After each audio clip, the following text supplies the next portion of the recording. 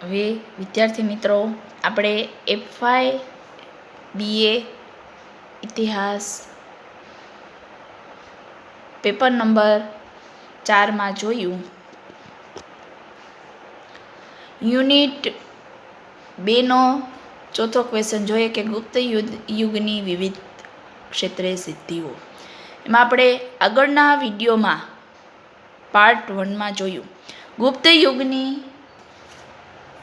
જે સિદ્ધિઓ છે તેમાં તેના શાસન તંત્ર વિશેની માહિતી પ્રાપ્ત કરેલી છે.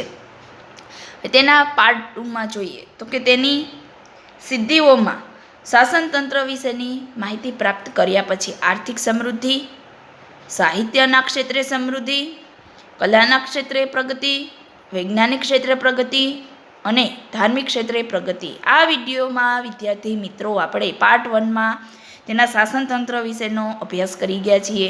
હવે પાર્ટ 2માં આર્થિક, સાહિત્ય, કલા, વૈજ્ઞાનિક અને ધાર્મિક ક્ષેત્રે પ્રગતિ વિશેની માહિતી પ્રાપ્ત કરવાની છે.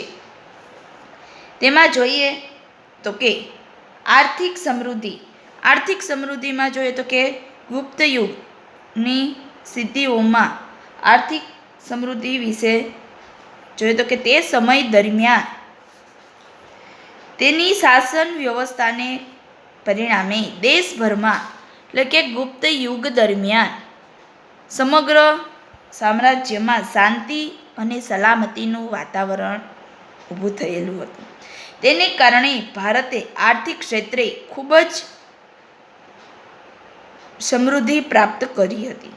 રાજ્યની કલ્યાણકારી છત્રછાયા હેઠળ દેશના આર્થિક માળખામાં ખેતી, વ્યાપાર અને ઉદ્યોગનો ખૂબ જ સારા પ્રમાણમાં વિકાસ થયેલો હતો.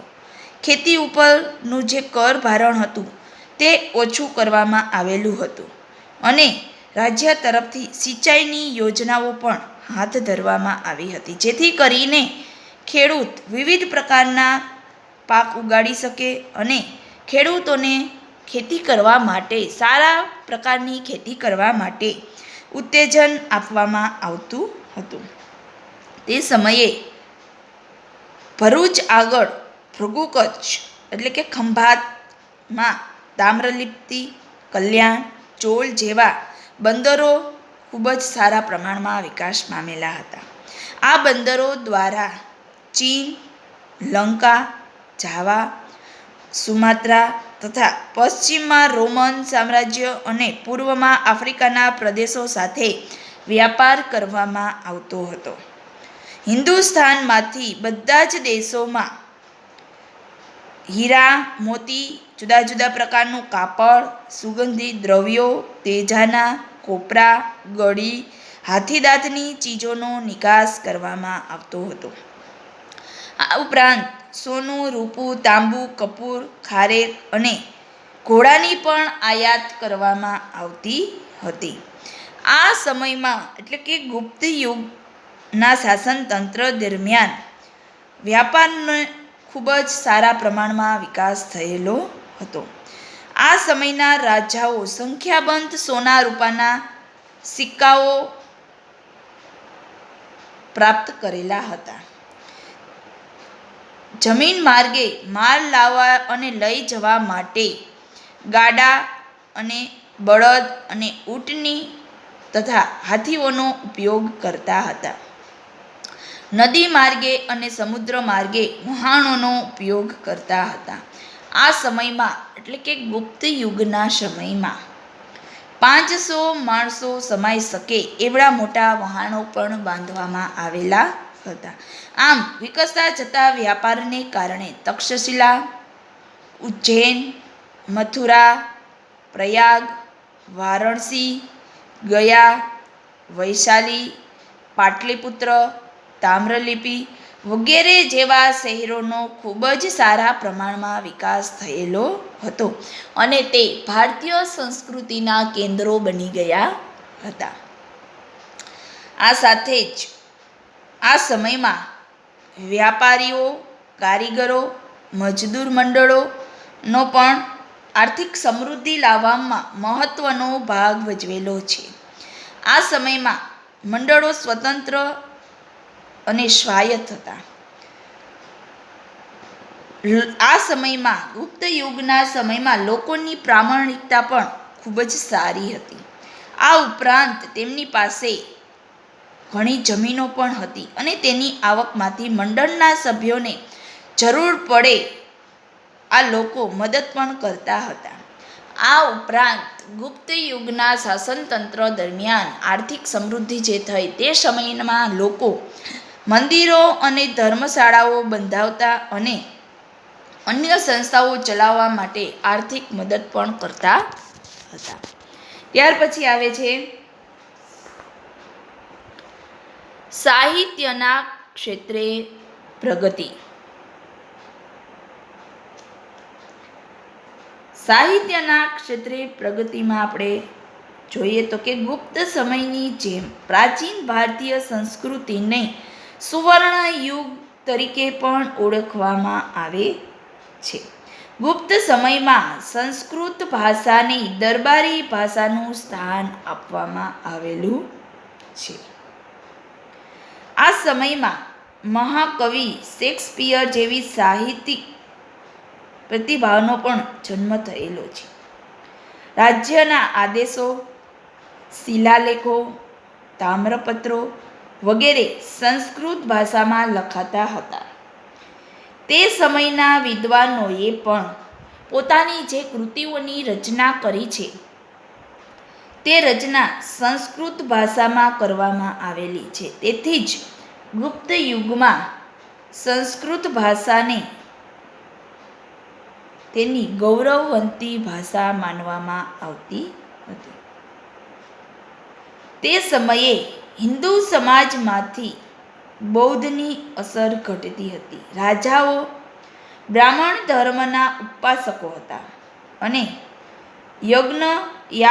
યજ્ઞયાગાદિકો છૂટથી થવા લાગ્યા હતા. તેના કારણે પાલી કે અર્ધમાગધી જેવી પ્રાકૃત ભાષાઓ પણ વિકાસ પામ્યો હતો. સંસ્કૃત ભાષા વિદ્વાનોની ભાષા ગણવામાં આવે છે.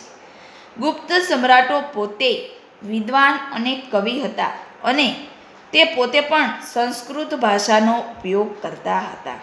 આ વિદ્વાન અને કવિઓના પુરસ્કર્તા હતા.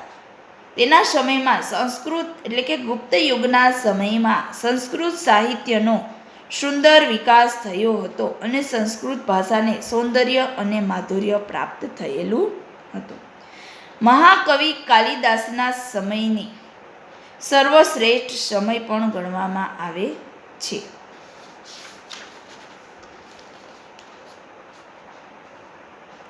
કવિ કાલિદાસના શાકુંતલ,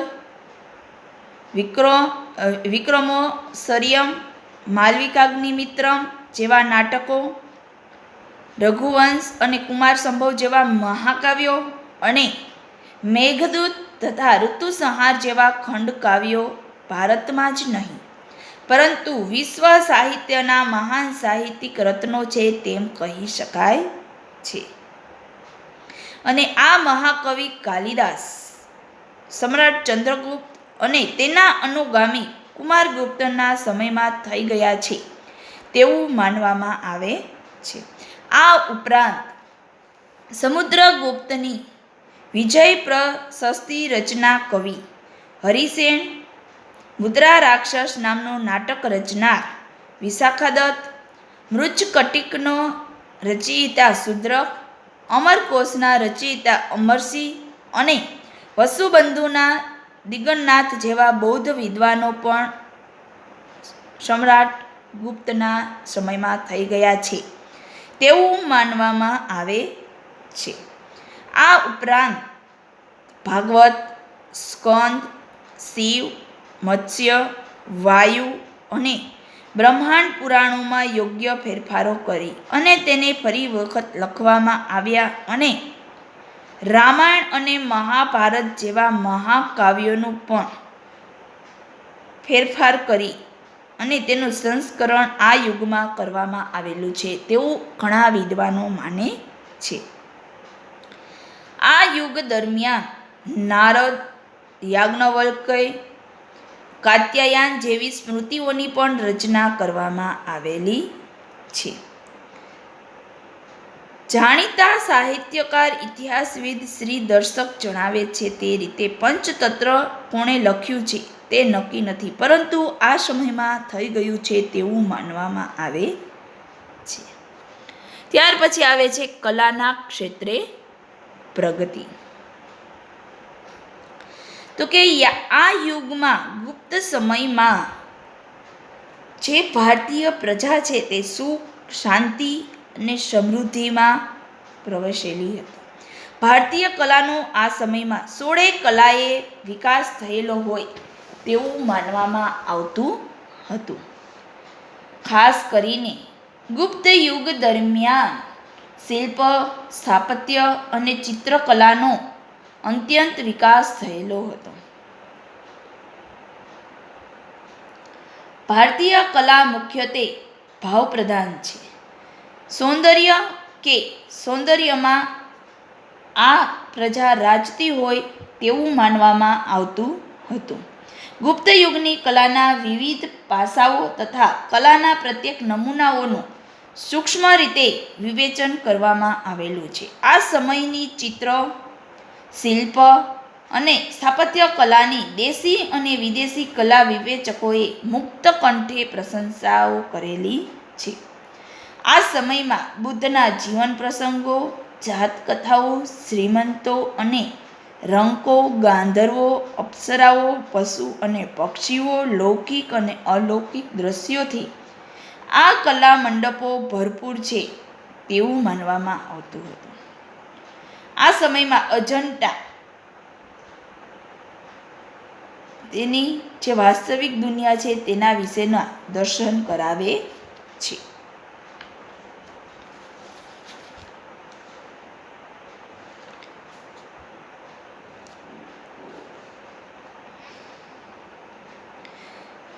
ગુપ્ત યુગ દરમિયાન સારનાથ અને મથુરાની બૌદ્ધ મૂર્તિઓ, નાલંદા, સુલતાનગંજની તામ્રમૂર્તિઓ, મથુરાની જૈન પ્રતિમા વગેરે આ સમયના શુદ્ધ ભારતીય શિલ્પકલાના નમૂનાઓ માનવામાં આવે છે.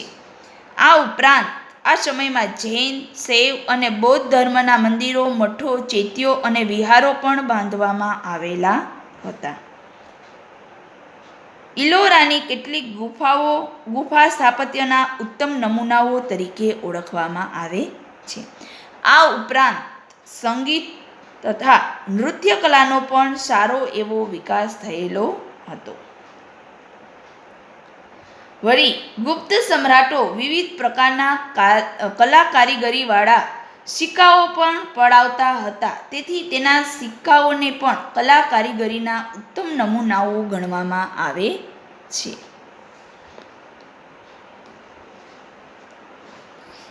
ત્યાર પછી આવે છે વૈજ્ઞાનિક ક્ષેત્રે પ્રગતિ.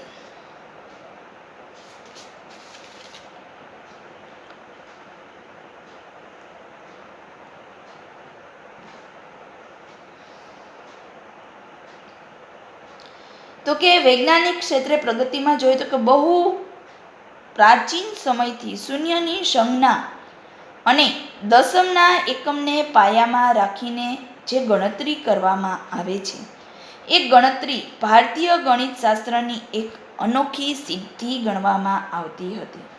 અને આ સિદ્ધિ ગુપ્ત સમયમાં મહાન ગણિતશાસ્ત્રી આર્યભટ્ટે કરેલી હતી તેવું માનવામાં આવે છે. આ આર્યભટ્ટનો જન્મ ઈસવીસન 476માં થયો હતો. તેણે ગણિતનો વિજ્ઞાનની એક અલગ શાખા તરીકે વિકાસ કર્યો હતો અને આકાશી ગ્રહો અને તારાઓની ગણતરીમાં સૌ પહેલો દશાંશ પદ્ધતિનો ઉપયોગ કર્યો છે તેવું માનવામાં આવે છે. પૃથ્વી પોતાની ધરી ઉપર ફરે છે તથા તેના પડછાયાને કારણે જ ચંદ્રગ્રહણ થાય છે તેવું કહેનાર આર્યભટ્ટ પણ ગુપ્ત યુગ દરમિયાન થઈ ગયા છે. તેણે ગણિતમાં દશાંશ પદ્ધતિ ઉપરાંત વર્ગ, વર્ગમૂળ, સદાવર્ગીય સમીકરણનો ઉપયોગ શરૂ કર્યો હતો. આ મહાન ગણિતશાસ્ત્રી અને ખગોળશાસ્ત્રી વરાહમિહિર તે પણ ગુપ્ત યુગ દરમિયાન જ થઈ ગયા છે તેવું કહેવામાં આવે છે. આ વિષય પર એટલે કે બૃહદ સંહિતાનો પણ ઘણો પ્રખ્યાત એક ગ્રંથની રચના ગુપ્ત યુગ દરમિયાન થયેલી છે.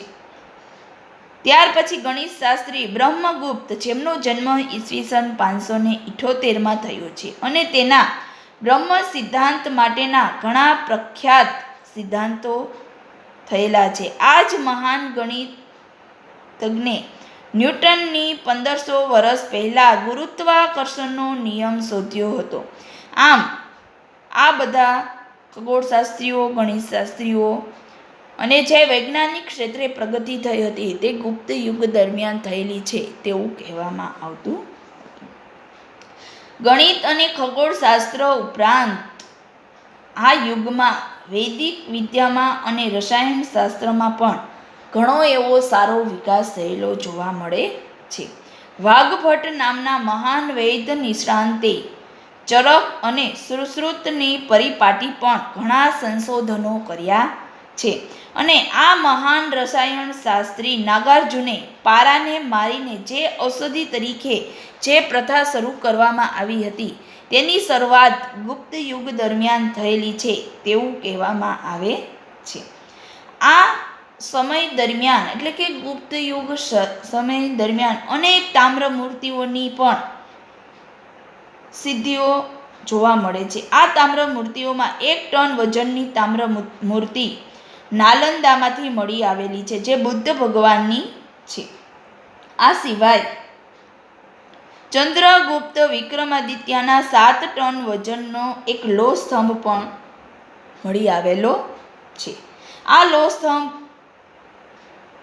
ટાઢ તડકો કેટલા વર્ષો, કેટલા સદીઓથી ઝીલેલો હોવા છતાં પણ આ લોખંડના સ્તંભ ઉપર સેજ પણ કાટ લાગેલો નથી. એ એક આશ્ચર્યની ઘટના છે કે એ સમયના ગુપ્ત યુગના સમયના જે સદીઓથી ટાઢ અને તડકામાં જે લોહ સ્તંભ ઊભેલો છે તેમાં કાટ લાગેલો નથી. જે નવો લોહ સ્તંભ ઊભો કરેલો હોય તેવો જ જોવા મળે છે. ત્યાર પછી આવે છે ધાર્મિક ક્ષેત્રે પ્રગતિ. ગુપ્ત યુગ દરમિયાન ધાર્મિક ક્ષેત્રે થયેલી પ્રગતિ તો કે આ સમયમાં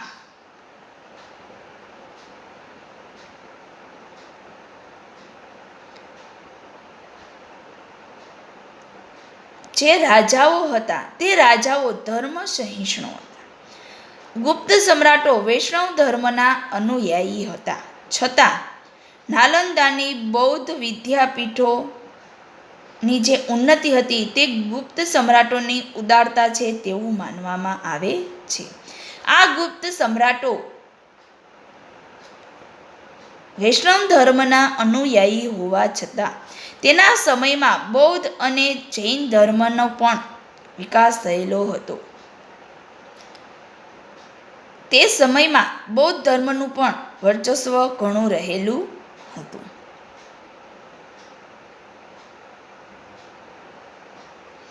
આ સમયની અજંટા, સારનાથ, નાગાર્જુનકોંડા, ભાજા, કન્હેરી જેવી જે ગુફાઓ છે તે ગુફાઓ શિલ્પ સ્થાપત્યના ક્ષેત્રે પોતાનું વિશિષ્ટ પ્રદાન અર્પણ કરે છે.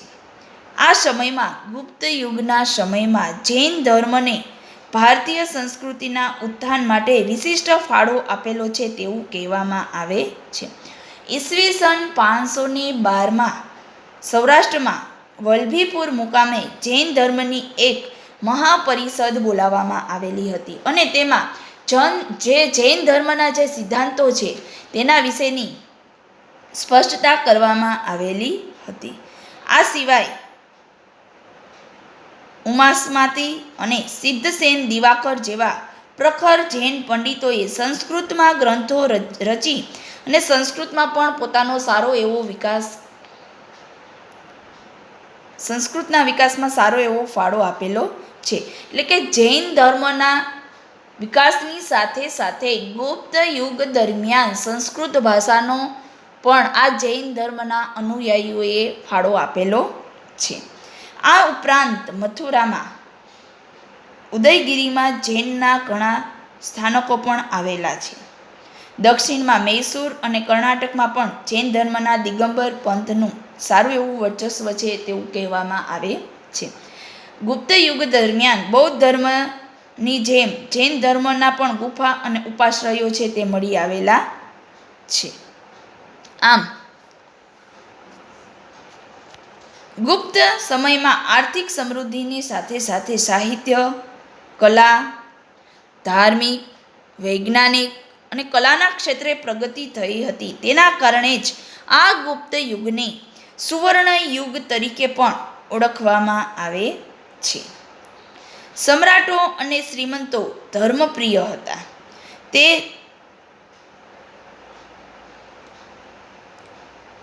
વિધિ વિધાનો અને ભક્તિને વધારે પ્રાધાન્ય આપતા હતા. સમગ્ર ભારતભરમાં મંદિરો, મઠો, ચૈત્યો, ગુફાઓ, મંદિરો, શિવ, વિષ્ણુ, શક્તિ, બુદ્ધની મૂર્તિઓનું સર્જન થયેલું હતું. આમ આ રાજાઓ ધર્મ સહિષ્ણુ હતા. ગુપ્ત યુગ દરમિયાન વહીવટી તંત્ર પણ ખૂબ જ વ્યવસ્થિત ચલાવવામાં આવતું હતું. સમગ્ર ભારતમાં શાંતિ, સમૃદ્ધિ અને સલામતીનું વાતાવરણ રહેલું હતું. તેના લીધે જ આ સમયમાં આર્થિક ક્ષેત્રે સમૃદ્ધિ, સાહિત્ય, કલાના ક્ષેત્રે પણ ખૂબ જ સમૃદ્ધિ થઈ હતી. સંસ્કૃત ભાષાને વધારે મહત્ત્વ આપવામાં આવેલું હતું. વૈજ્ઞાનિક ક્ષેત્રે શૂન્ય અને દશાંશ પદ્ધતિનો ઉપયોગ કઈ રીતના થાય છે તેની માહિતી પ્રાપ્ત થઈ છે. આ સિવાય રસાયણ, ખગોળશાસ્ત્રીનો પણ આ સમયમાં સારો એવો ફાળો રહેલો છે. અને ધાર્મિક ક્ષેત્રે પ્રગતિમાં જોઈએ તો કે ગુપ્ત યુગના જે રાજાઓ છે તે ધર્મ સહિષ્ણુ છે. તે વૈષ્ણવ ધર્મ પાળતા હોવા છતાં જૈન અને બૌદ્ધ ધર્મનો પણ સારો એવો વિકાસ થયેલો જોવા મળે છે. આ રીતે 100 થી 150 વર્ષ સુધી ગુપ્ત સામ્રાજ્યનું શાસન ચાલેલું હોવા છતાં આ સમય દરમિયાન ભારતની જે પ્રજા છે તે સુખ, શાંતિ અને સમૃદ્ધિમાં રાચેલી હતી. અને આ સમયને શાંતિનો કે સુખ સમૃદ્ધિનો સમય ગણવામાં આવતો હતો. તેથી જ ગુપ્ત યુગની આ વિવિધ ક્ષેત્રે સિદ્ધિઓ જે પ્રાપ્ત થઈ હતી, આ જે વિવિધ ક્ષેત્રે જે સિદ્ધિઓ પ્રાપ્ત થઈ હતી તે સિદ્ધિઓને લીધે જ ગુપ્ત યુગને સુવર્ણ યુગ તરીકે પણ ઓળખવામાં આવે છે. તેથી જ ગુપ્ત યુગને સુવર્ણ યુગ તરીકે ઓળખવામાં આવે છે.